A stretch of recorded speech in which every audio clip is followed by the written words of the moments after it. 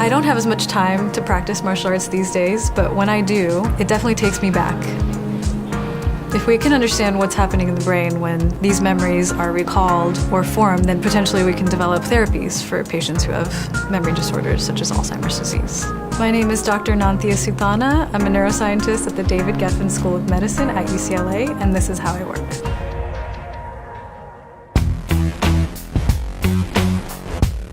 I study learning and memory, trying to understand human behavior using virtual reality memory experiments. Okay, looks good.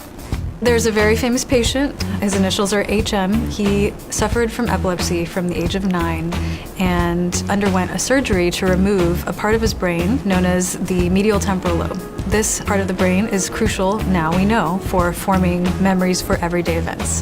When you remove those parts of the brain, then this patient can no longer form new memories. I read about patient HM when I was 19, and ever since then I knew that I wanted to pursue neuroscience and essentially become a scientist to try to understand how the brain works and specifically how memories are formed in the brain. What is a memory? As a neuroscientist, that's a very hard question to answer. When you're forming a memory for a new event, you're taking it all in. All that information comes in to a deep part of the brain called the hippocampus, and that's where we think those memories for events are formed. Our study is trying to understand what happens in the brain when you form new memories, and we're able to do that with a new opportunity afforded by a brain implant that was developed to monitor and treat seizures. Nanthia Suthana, nice to meet you. See you again, actually. So thanks for coming. So this is essentially a follow-up to that study, and the difference essentially is that we're going to use virtual reality to test your memory. Patients who have this implant are able to come to the lab and participate in virtual reality experiments where they can do a memory task in VR to make it immersive and real world, and we can record the brain signals and try to understand what's happening in the brain.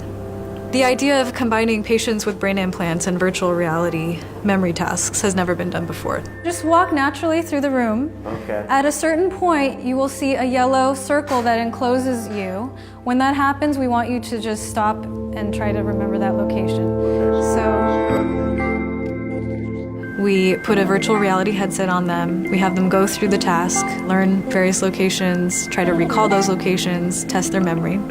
We can wirelessly take the data off and analyze it.